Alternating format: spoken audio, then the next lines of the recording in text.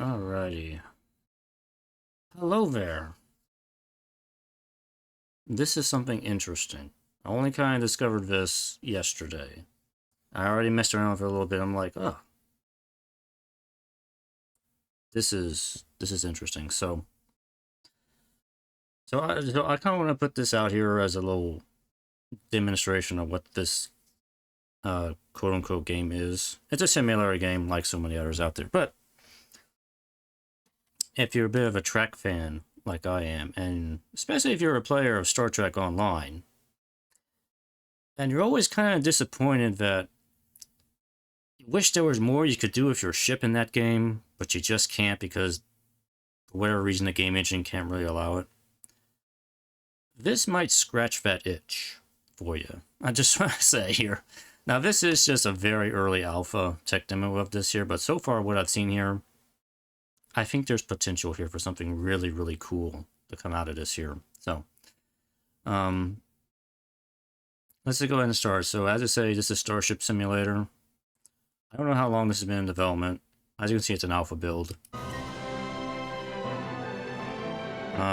Music. Starting a new game or racing in current... Yeah, that's fine, whatever. I don't care. I didn't think there was music in this thing, but apparently there is music. Yeah, we only got choice of one ship here. Go ahead and begin here.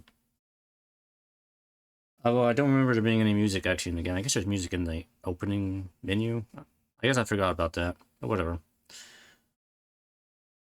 So right now there's only like one ship, and that ship is mostly incomplete. But there is stuff we can kind of mess around with and do here. You got that familiar hum of being on a spaceship. It is very quiet though, so I think I will play some background music here just to kind of fill the silence a little bit here. Give me a second here, because just something to kind of fill the void a little bit here. See how that comes out. Oh, that's fine. It'll work. Alright. So, we have Unreal Engine, we can move stuff around. One of the first things people will discover here. You can roll around the chairs. You have chair races. But anyway, before I get too off topic here, the whole premise of this thing is to do all the things in a starship like you see in Star Trek. There are consoles you can interact with, there's engineering stuff you can mess with. You can mess with the consoles, you can go through, check out all the crew quarters and doors. In the tech demo right now, it's really only the command deck and engineering that are kind of filled out. Everything else is still kind of bare bones right now. And even the outside of the ship is actually not really finished. I took a look outside on my own earlier. First thing, because I know this is annoying, there is head bob. Press the C button, and you can now go into no head bob mode. There is a third person option as well if you want to walk around in third person. Oh yeah, it still saved my goofy character I made from before. But yeah, it's just generic Unreal Engine character here, so I'm not going to pay too much attention to that. But anyway, we're starting out on the command deck. We're in the conference rooms where we started. We have the EXO office over here. Captain's office is right here. I am the captain right now. I can do what I want. Throw shit around. Right now, we're at Orf. At Orf right now.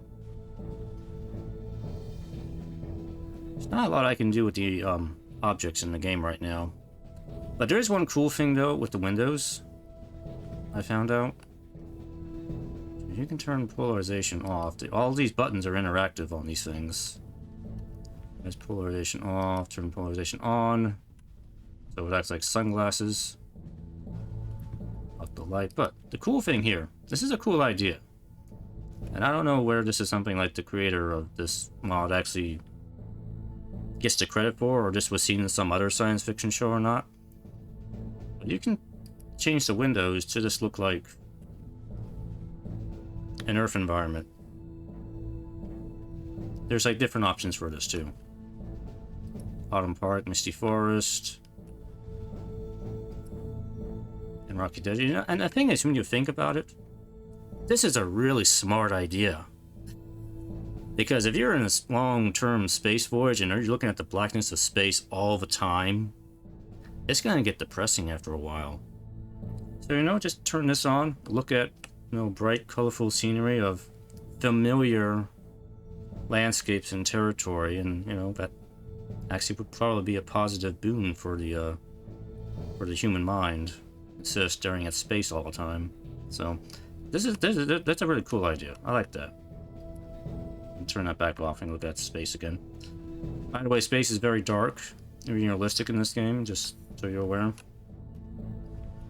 Other little things we can do here, we can turn lights off. Like I say, you turn the lights off, it gets dark in the ship.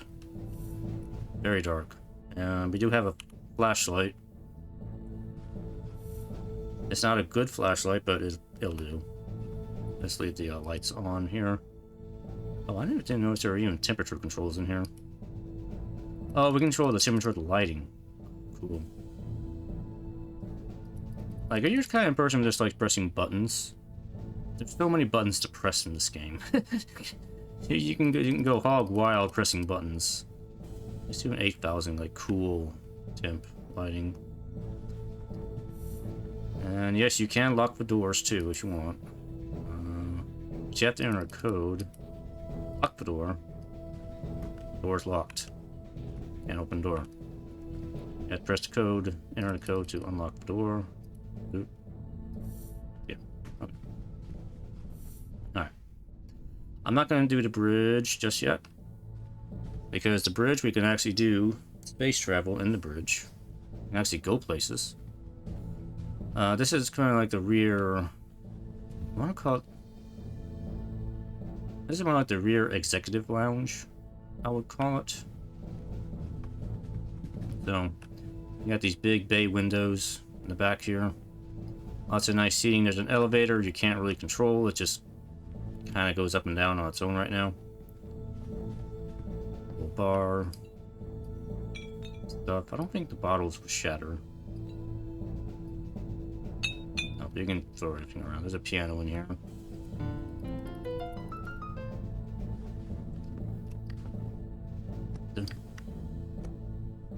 Had this great little gallery view of the stars. Very reminiscent of the rear conference room viewports on the back of the Enterprise command deck. Oh, this is quite a bit bigger, I would say. Actually, I've had to criticize one thing here. I noticed that the tables back here don't have any supports under them. They're just kind of floating. So, you can sit in the chairs if you want. Alright, so this will lead to the rest of the ship here. There's some side rooms, but there's really nothing much in these side rooms. Like I said, most of the ship is not really built out yet. It's very bare bones at the moment. And hopefully in future updates it'll get more filled out. See, I'm running about... Oh, you can see my frame rate up in the corner there. It's about 60 FPS right now, so... It's a little demanding, but not too bad here. Oh, here. Here, this is an example of the various control panels you're going to see throughout the ship here. And basically, this is... If you just want to mess with the breakers on the ship, that's what most of these panels do. Just turn the lights off in places. These are all just virtual breakers.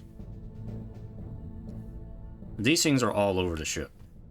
So if you can turn power off the various rooms and whatnot all over the ship, and it's really too much to cover here. Alright, so we're kind of... This is kind of like the start of the main deck area, from what I've seen. I think this is supposed to be a turbo lift here. It's not functional right now, so... But it's just right there. There are ship maps around regular, deck maps, I mean. And regular areas right here. So right here, data centers behind here in the center, or like the equivalent to the computer core in a ship, in a Star Trek ship, basically. VIP lounge is where I was. Stores. You can see all the areas are listed. These are all the stateroom decks. Walk into one of these here. Again, this is not filled out or anything. It's just bare metal. It's just walls. That's all it is right now. But from my understanding, every room does exist. So eventually it will all get filled out. And I'm kind of excited to see what the rest of this will end up looking like. So I guess you can consider that the ship is still under construction here. It's not finished yet, but it's operational, quote unquote, to a degree here. Data center, like, there's not much in here really. It's not really filled out. There's more breakers in here. Well, let's move down to where more filled out stuff is. Oh, and by the way, you can change the colors of the walls and the carpeting. You can customize the ship a little bit if you want to. My ship name is the Mac and Cheese right now. You can change the colors of the walls. So there's ship customization options in here, which is really cool. I like that. I'm gonna stick with the red carpet. I like the red carpeting, but I'm gonna stick with that. Change the color of the UI panels, the general lighting. You can say in the name, got decorations in here. Put Christmas decorations in. Yeah.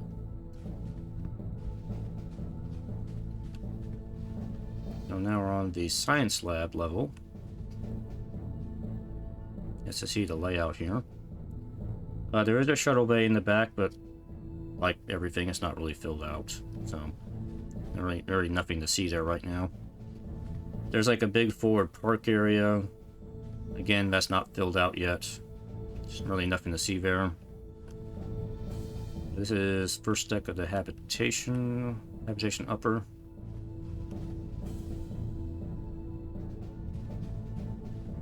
So this would be like the crew cabins here. Unfortunately, none of the crew cabins are filled out right now. Just a void.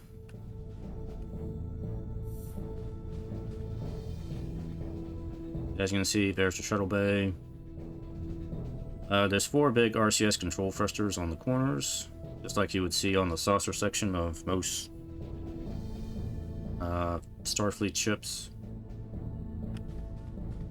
I would say that the size of this ship, I mean, the layout kind of reminds me a little bit of the Miranda class, a little bit.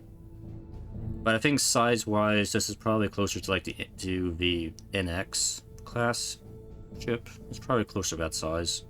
It's not a very big ship, but it's definitely not as big as the Miranda class, but I feel like it's more like the NX class sized. Habitation lower. Go in there, look deck down. We get to where engineering is.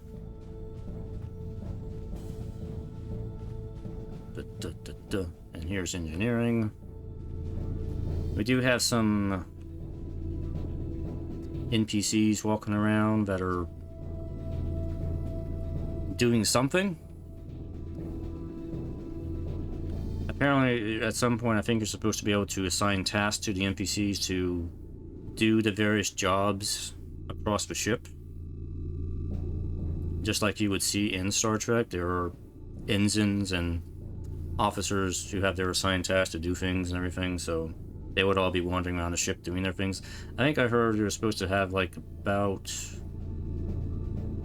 200 persons on a ship this size. So you would have about 200 people living and doing stuff on the ship when it's when this game is finished. Right now there's really only a handful of NPCs and they're just kind of running around doing something. I don't know what they're doing. But here's the engine room. We got our not a warp core. It's supposed to be a fusion core. Fusion generator core. And this place is full of breakers. I don't know what half of this stuff does. And there's a part of me that's kind of like... like Scotty in the back of my head said, "Don't you dare touch a thing, laddie. Don't you touch any of the buttons down here." Oh, this console's working now. The last time I played this, the console was not working. This is the main engineering console. Can you move over, please? So we have coolant control, fusion system. That's for the main core here, and electrical connection here. Now there is a tutorial I played through a little bit yesterday of walking you through the entire process of booting up the fusion core. There is a process to turning on the fusion core. And it is a lengthy and complicated process. You will not figure it out on your own.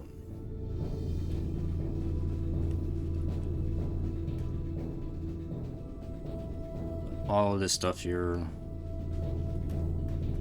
as far as I'm aware, we can't really do anything dangerous here. Can I turn off the cooling? Yes. Yes, I just killed the engine of the ship. As I am... This is why I should not be in engineering, because stuff like this will happen. If you're gonna ask me, do I remember what the process to restart the engine, the fusion reactor is? No, I don't. I do not remember what the process for that is.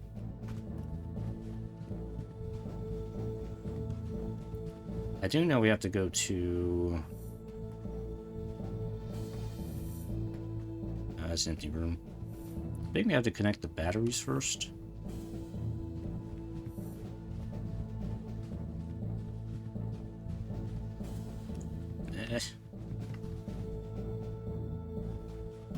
We're in the bottom of the ship here.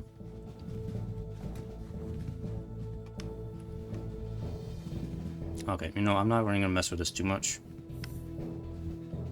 We will probably do the tutorial. I know part of it is turning the pumps back on. The pumps are on already. Just, yeah, whatever.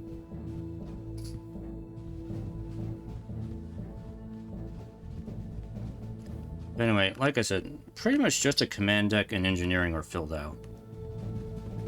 As you just saw, it's very easy to screw things up in engineering. Scotty and Jordy are yelling at me like, "What did you do? What did you do?" I didn't do nothing. I just pressed a button. I forgot how to get up out of this deck. Oh, yeah, I remember. The deck layout's a little confusing. Like, there needs to be stairs, not in engineering. I'm just saying, there's gotta be another way to get out of engineering. But yeah. I'll probably have to restart here. Let me just restart. Actually, you know what? I want to show you. I'm going to show you the process to restart the engine now that I messed the engine up already. There is a process here to doing this.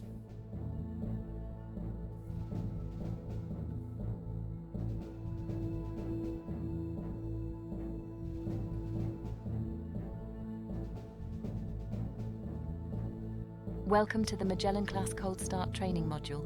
My name is Ava. I'm the UN Space Fleet's AI voice assistant. In this module, we will review the correct procedure for starting up the ship's fusion reactor and then supplying power to the vessel. The ship is currently in a cold and dark state, so for your safety, I have taken the liberty of turning on your torch for you. To begin, follow the waypoints on your HUD to the lower floor of the reactor room.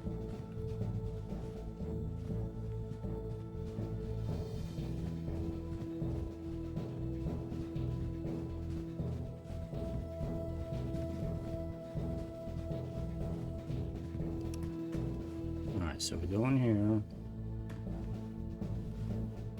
As you can see, the reactor is offline. Yes. And none of the ship's systems are powered.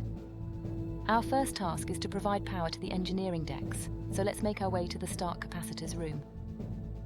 Follow the waypoints on your HUD to the startup distributor.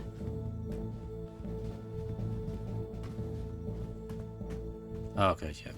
You have to connect the batteries first. The startup distributor routes energy from the start capacitors to the engineering decks, and also provides the reactor with the power it needs to create the initial fusion reaction. You'll notice the device is already powered because the start capacitors are fully charged. Let's go ahead and get some lights on by connecting all of the breakers. Start with the G-deck breakers.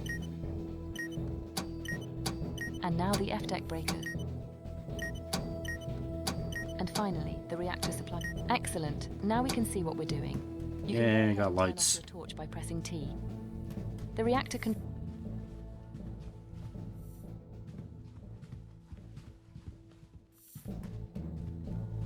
This console displays the reactor's vital information and provides you with full control over the reactor and its subsystems.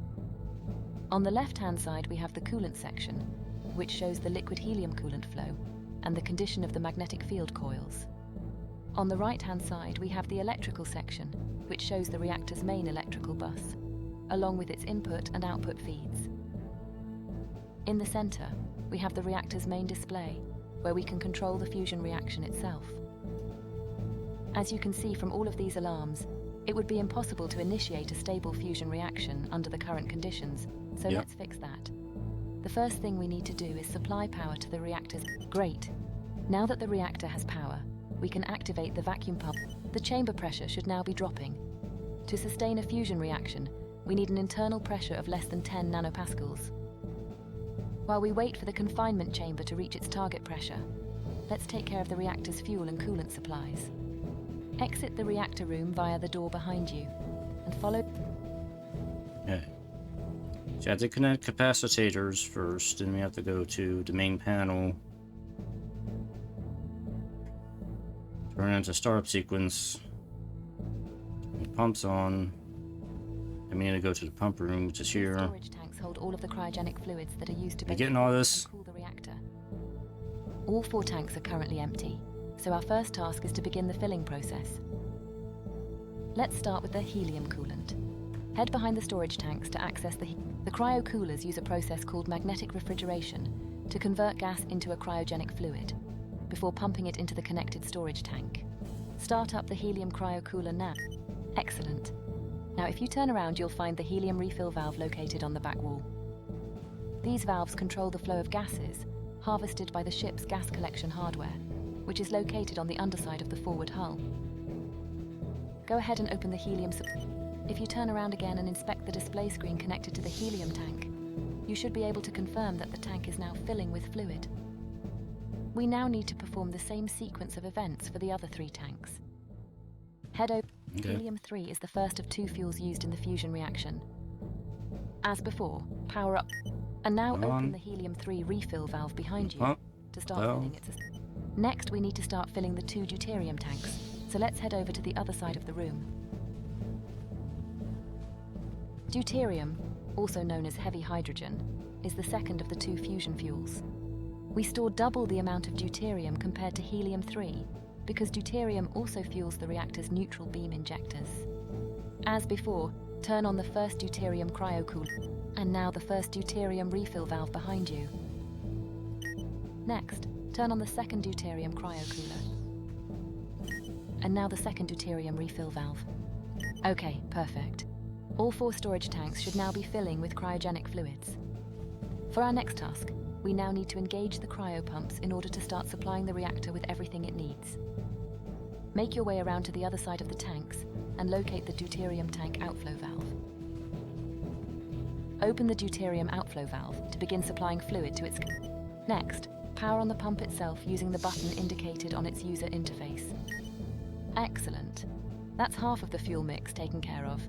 Now head over to the helium-3 tank outflow valve so we can complete... As before, begin by opening the helium-3 outflow valve. And now engage the helium-3 cryopump. Perfect. All we have to do now is take care of the coolant flow. Now open the helium outflow valve. And finally, power on the helium cryopump. There we go. The reactor is now being supplied with all the fuel and coolant it needs. Follow the waypoints back to the reactor room, where we have just a few more valves to open. Hey, I did say there was a process to this. So I would assume under normal conditions, you would probably have the NPC AI crew would probably be assigned to do this stuff for you. And you wouldn't be doing it all on your own. There's a lot of steps here. To complete the coolant loop, open the helium inflow valve to start flowing coolant through the magnetic field coils. Now make your way around to the opposite side of the reactor to complete the... First, open the deuterium inflow valve. And now open the helium-3 inflow valve. Okay, great. Let's head over to the reactor controls and take a look at the coolant display. As you can see, we now have coolant flowing into the reactor. This has begun the process of cooling down the magnetic field coils, which must reach temperatures below 20 Kelvin in order to become superconductive. Once the coils have reached their target temperature, you will be able to engage the magnetic field. Okay, the temperatures look good. Okay. You can now power up the field coils. With a solid vacuum established, the field coils powered up, and fuel flowing into the reactor, you are now free to initiate the fusion reaction. Congratulations! Yay, You've that now power. successfully started the fusion reactor. For safety, the reactor automatically starts up at only 10% of its rated power. This means high voltage systems, such as the FTL drive, will be underpowered until you increase the reactor output. Let's resolve that now. Increase the power level to 100% using the indicated controls. You'll notice that you can increase the power beyond 100%, but doing so for an extended period will overheat the reactor, causing damage and forcing an uncontrolled shutdown. Giving her all she got. Okay, we now need to provide power to the rest of the ship. With the reactor now powering itself, you can go ahead and switch the internal bus mode from startup to supply. Perfect. If we now head around to the opposite side of the reactor output distributor should now be powered up. This device distributes the reactor's output to the ship's high voltage systems, which are in fact the only systems powered directly by the reactor. The rest of the ship is powered by 48 individual battery arrays, which we now need to begin charging using the reactor's output. Go ahead and connect all 5 of the output breakers here. So you can see here, this is where all main power is kind of distributed here between, we have the sublight system. We have weapons on the ship. I don't think they work in the demo here. Shields, I don't think those shields work either. The FTL system works. I will demonstrate that later. And batteries are just the backup batteries for general power use. So connect power to all of these systems. Excellent. If you turn to your left, you'll see the 5 high voltage distributors are now coming online. Head over to the main battery distributor. This device takes the high voltage reactor feed and distributes it to each of the 8 battery rooms on F deck. Go ahead and connect all 8 output breakers. Yeah, so if this is like a real panel, you could just imagine you can just put your finger and just slide your finger across and hit all the breakers at one time. I can't do that because I have a mouse.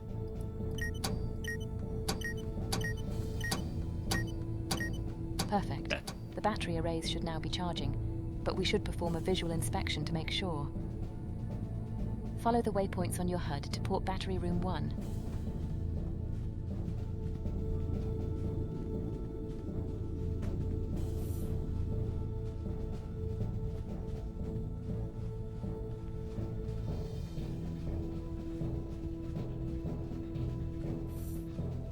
The electrical supply on Magellan-class starships is divided into 4 isolated quadrants: forward, aft, port, and starboard.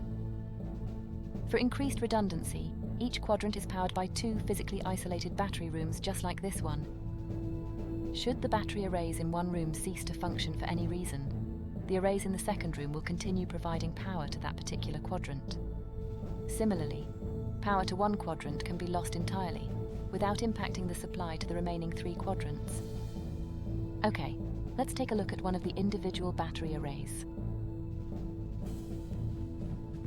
On the left-hand side of the user interface, you have controls for managing the input and output breakers. And in the center, you have controls and information relating to this array's 10 solid-state battery cells. If we did everything correctly, all of the cells should now be slowly charging up. And they are.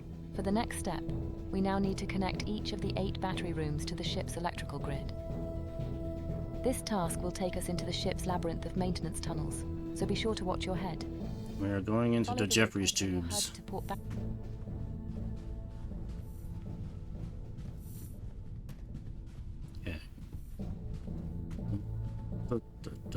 Each battery room has a corresponding battery aggregator, just like this one.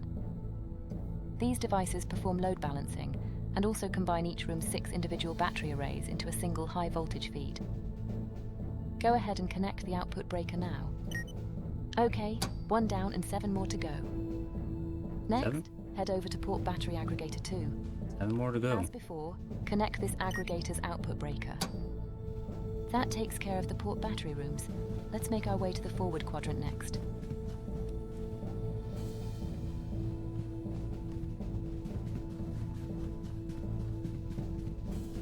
Go ahead and connect the output breaker.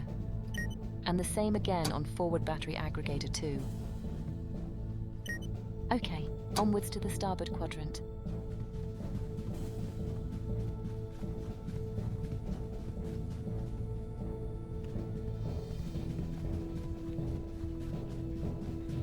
Same again, connect the output breaker and the second starboard aggregator.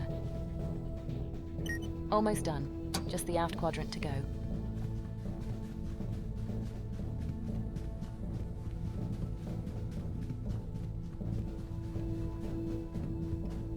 Connect up the first aft aggregator, and finally the second aft aggregator.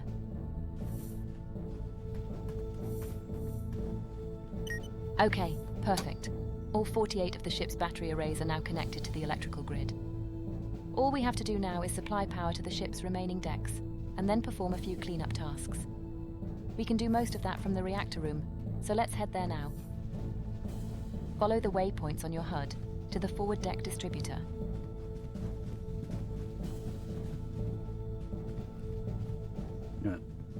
Yeah.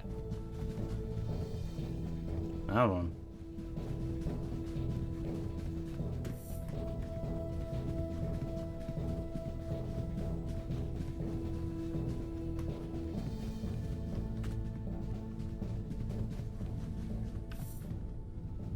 Okay. Back in engineering. Wait, that one's supposed to go? Oh, distributor, right there. This panel. Each deck in a given quadrant is fed by a deck distributor, which takes the total electrical load of that quadrant, and then load balances it between the 2 connected battery aggregators. Go ahead and connect the output breaker.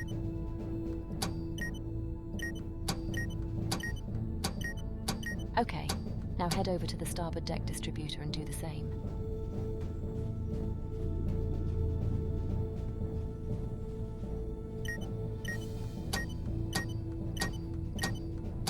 And now the aft deck distributor.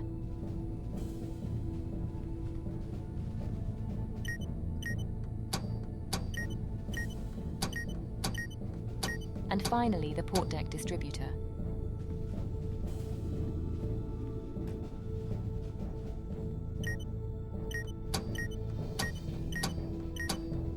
Perfect. All quadrants on every deck now have power available from the ship's main battery arrays. You'll notice, however, that the ship is still under emergency lighting conditions, because F and G decks are still using the start capacitor's supply. To resolve this, we simply have to switch the 4 quadrant distributors on F and G decks over to the main battery feed. Head over to the G deck forward quadrant distributor. Each deck has 4 of these devices, 1 for each quadrant. They are fed by the corresponding deck distributor. Go ahead and switch this quadrant over to the main battery feed. That's better. Now we can really see what we're doing. Hey, proper lighting Now now. head over to the starboard quadrant distributor and do the same. And now the aft quadrant distributor. And finally, the port quadrant distributor. That's G deck taken care of. Let's do the same for F deck. Head upstairs to the F deck forward quadrant distributor. And now the same on the starboard quadrant distributor. And again on the aft quadrant distributor. And finally, the port quadrant distributor. Well done. That's the main objectives of the cold start procedure complete. But we have one final bonus task to perform. One more thing. Follow the waypoints on your HUD up to the bridge, and we'll make the ship flight ready. Oh. I guess we should do that. Alright, up to the bridge.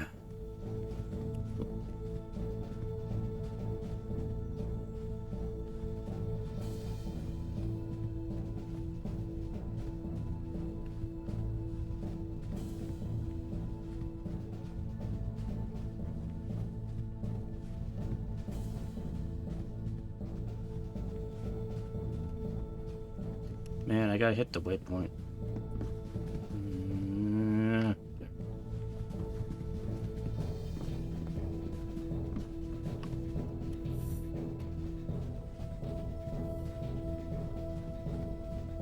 The lights and bridge systems are still turned off, so let's bring everything online. Head over to the A-deck distributor in the engineering alcove. Now go ahead and turn on the bridge lighting. And now... Okay, there we go. You have successfully started the fusion reactor, routed power to all of the ship's decks, and brought the bridge online into a flight-ready state. This concludes the Magellan-class Cold Start training module. Good luck, and I hope you'll join me again in future training modules. Okay. Did you get all that? Because I sure as hell won't remember any of that. So, let's not turn the fusion generator on the ship off ever again, because we don't want to have to do that. Anyway, here's the bridge.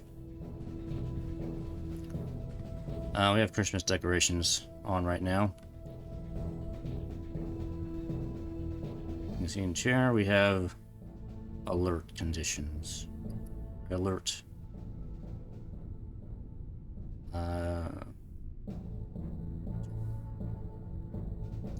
There's no klaxon. We can change the lighting of the ship from here. Disco mode. Oh. If you want to dance on your ship, there you go.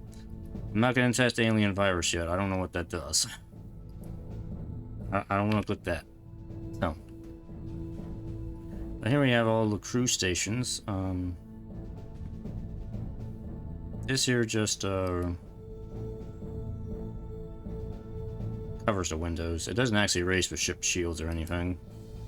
That's what I thought it did initially, but no, it just blocks the windows. So the helm controls right here. So that a little bit later. As you can see, we got some stellar targets in the distance here. So out of the stuff that's up here, really only the helm and the science station here are filled out.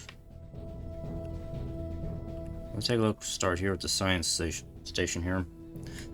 So this basically will chart the stellar objects in your vicinity for you. We can start with the star system, which you know is the Earth solar system here. There'll be a nice little map in the middle of the room. You can examine if you want to see where you are and everything. We're at Earth right now. But we can expand our map by going to the stellar region map. Expand it all out like so. And then the galactic position map. Right here, see where we are in the galaxy right there. Alright, but let's go to stellar region. Let me show you how we do space travel with the ship, assuming everything's working correctly here. So you have your mode select here, and then your display range of items here. We can go everything within 10 light years of our position right here, or we can do everything within 20 light years of our position, and we just kind of go up from there all the way up to 50 light years. which covers a lot of things. Now, from what I understand, most of the planetoids you'll come across are procedurally generated in this game. So you can fly to planets in the various systems, but they're going to be, you know, automatically generated. So most of them are either going to be rocky planets or gas giants, or you may find a M-class planet every now and then. So, but let's see. Let's demonstrate how our system works here. Let's go to everybody's favorite place, Wolf 359. You can scan it, get our information on it. So Wolf 359 has 2 planets, terrestrial planets, and the star itself here. So let's say I want to go to this planet. We'll select it here. And we will send that to the helm. This is important. Into helm. Okay. Back it up. Go to the helm here. Ah. We are now in control of the ship. So.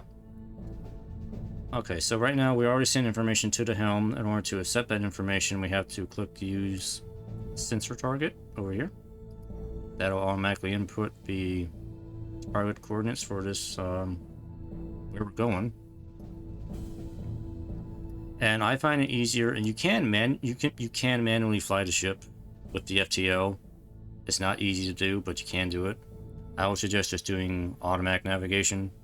The ship will pilot for you. So we're going to go ahead and do that. Engage. Alright, here we go. Ship's going to reorange itself. Get it lined up here.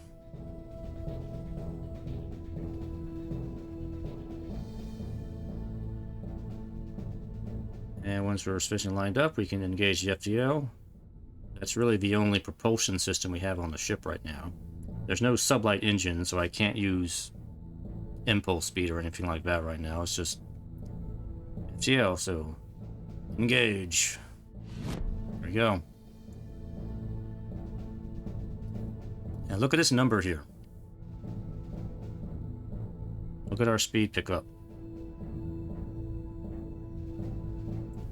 2C, 3C, 5C, 15, 20. This is going to go all the way up to about 2.5 million C, which is super fast. I don't know what the equivalent of that is in warp speed, though. If anybody knows, go ahead and tell me, because I don't know what the equivalent of that is in warp speed. But I know 2.5 million C is pretty dang fast. So we're already well out of the Earth solar system now. It's way behind us now. Like a few seconds, it was gone. So we're on our way to Wolf 359 now. Oh. There will not be any Borg there. There are a couple of planets here, and as you can see, we got 57 seconds on our ETA. It's nice. It's nice that it shows you these little things like their ETA and the distance. Like 4 light years going down. 45 seconds till we get there.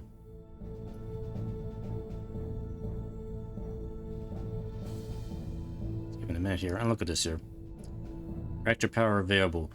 1.21 gigawatts. We're only using 0.1 gigawatts of power for the FTL drive. That actually sounds incredibly efficient. It's only using that much power.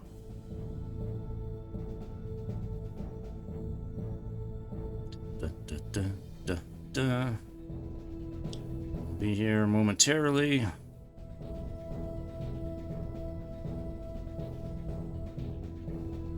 we are in the system.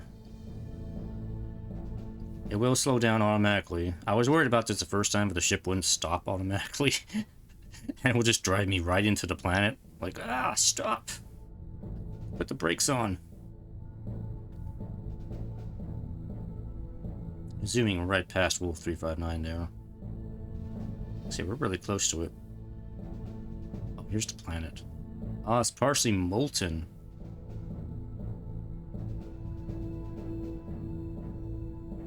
Anyway, here we are. didn't take long at all. The convenience of faster than light travel. So this is a rocky, partially molten planet.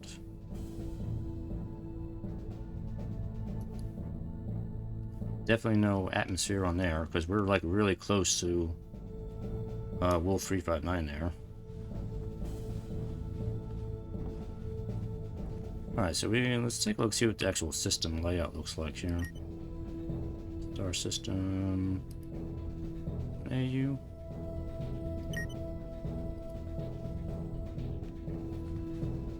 There's like. Hold on. And at the 5 AU.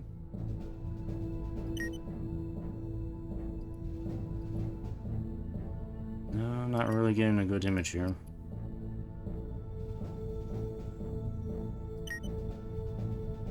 Yeah, I mean, this is the planet we're at right now. Silicate lava planet.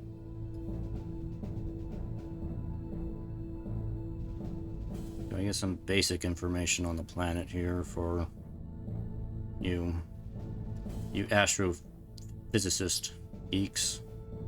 I'm pretty sure all of this is procedurally generated. I don't think any of this is actually accurate to any real life astrophysics science here, but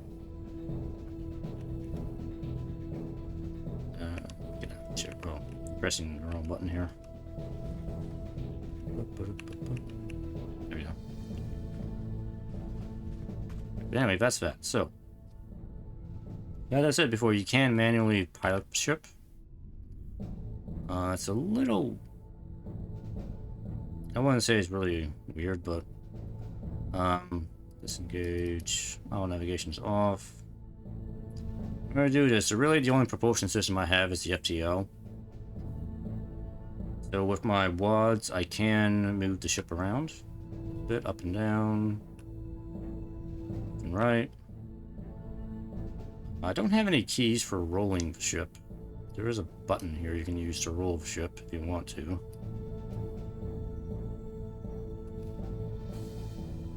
Alright, so propulsion. Only have FTL, so we can do low-powered FTL to kind of simulate sublight speed. Gauge it. Let's bump it up to 25%. And now we can fly the ship. A little closer to that than I thought it was. Oh, but there's the other planet. It's like right here. Let's do 15%. Yeah, both of these planets are like really close to the star. Like, no wonder they're like hot balls of lead here. Whoa, whoa, whoa, slow down.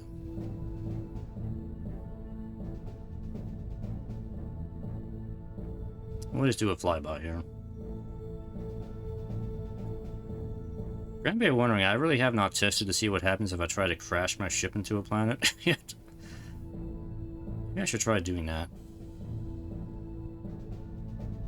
But I would feel bad by crashing my ship into a planet.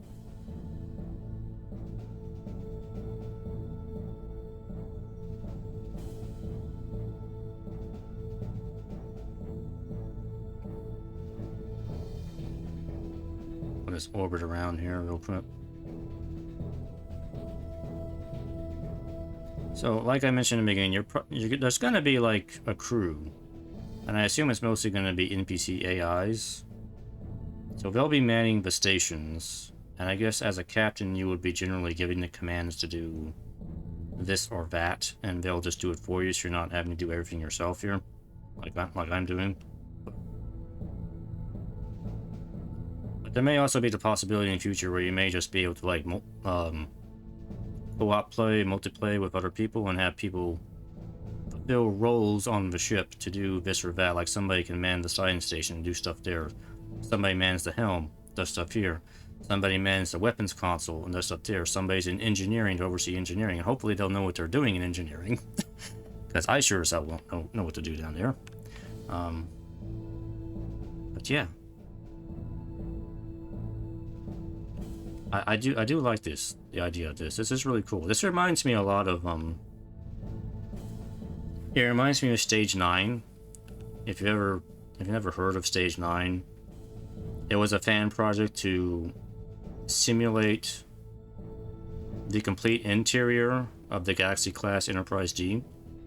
And it was a fantastic project. I loved it. And unfortunately, fucking CBS and Paramount shut the thing down because they're assholes. Hopefully they won't do the same thing with this project. I think this project is safe. It's space travel in general, and I read a couple posts. The developers are trying not to make this seem too much like Star Trek. They're staying away from the technology, the terminology, and stuff like that. I think they were even talking about changing the ship here, so doesn't look quite like a Miranda class ship. So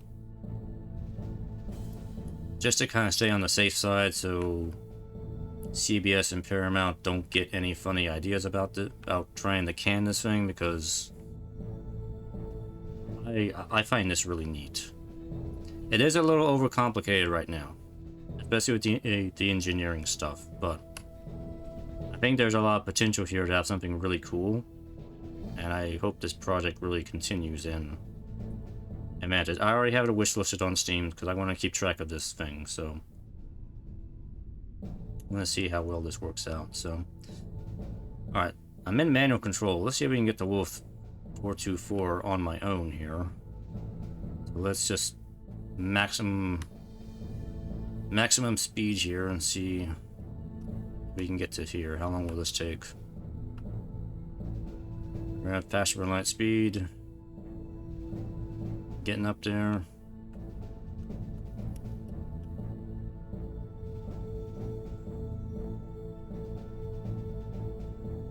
Man, 2.5 million C. That's like extraordinarily fast.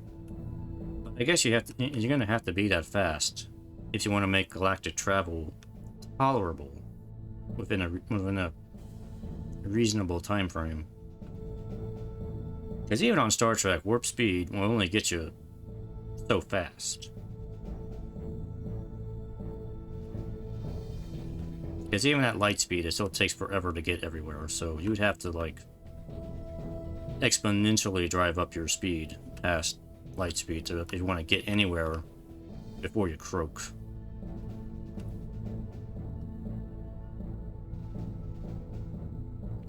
Now, supposedly you can go to Sagittarius A, which is the center black hole in the galaxy. So maybe I'll try and go there before I wrap this up here, because I don't think there's really much else I can show off here. Let me go here to Wolf 424A first here, because I'm in manual control of the ship. And just make sure I'm lined up. I feel like I gotta thread the needle here a little bit, as I'm going so fast. I don't want to fly past the target here. Almost there.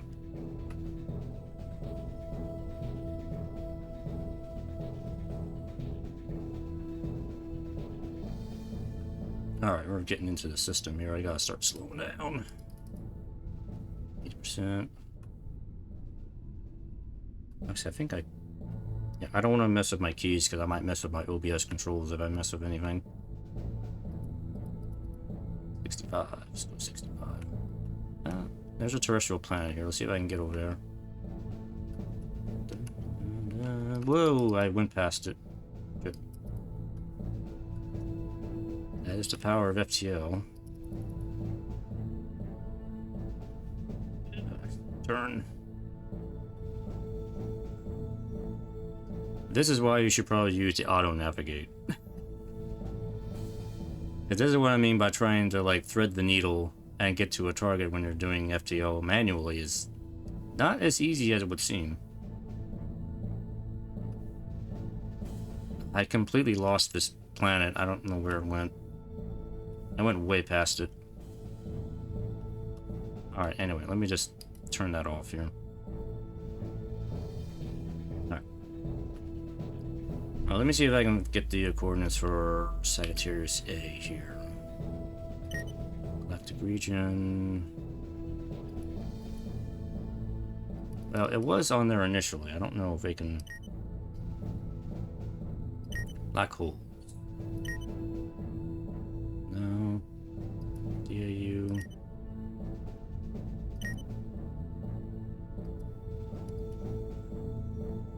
Yeah, I can't. I don't know of a way to, like, re-establish the coordinates for it. It was actually it's on there by default when you start. See if I can... Maybe if I restart, maybe I can get it.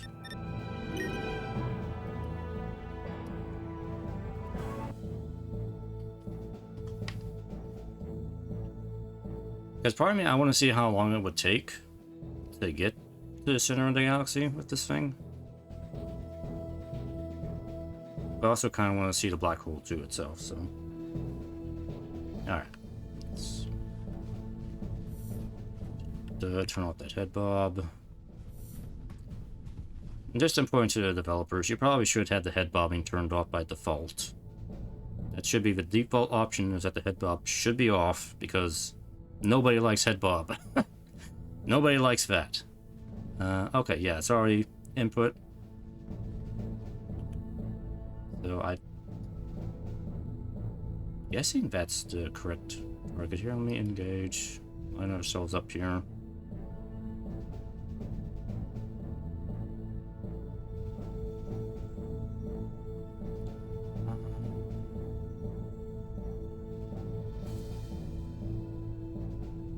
Not marked on the map here. New sensor target. Oh, 000. Okay. Engage. Let's go. See how long it actually takes to do this here. This will be the farthest distance I've covered in the game. So I was at the maximum speed here.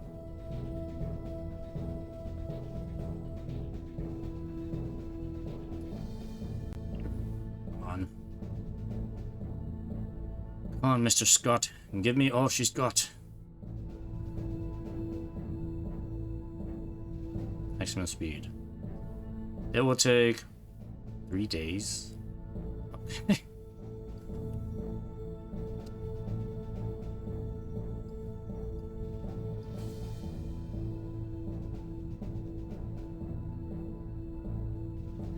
Well, on that bombshell, I think it's time to end. Because I ain't waiting 3 days on stream for this to happen. So, anyway, Starship Simulator. Pretty cool so far. I find this pretty neat, and I definitely want to see what becomes of this. So, I want to see more of the ship built out. I want to see the shuttle bay, and the park area, and the crew cabins, the science labs. I want to see all that stuff built out. See what they come up with here, so... Yeah, 3 days. Technically, though, I think we are going faster than Voyager ever went. So I'm talking about the USS Voyager from Star Trek Voyager, but... I mean, 3 days is a lot better than, what, 70 years for them to get from one side of the galaxy to the other, so... I guess I shouldn't complain, but I ain't streaming for 3 days, so... There ain't enough to do on this ship for 3 days. Anyway. That's gonna be it for this here. I'm gonna take a break, and then I will come back and we'll do some Valkyria Chronicles 4 here, so... I will see you in a little bit here.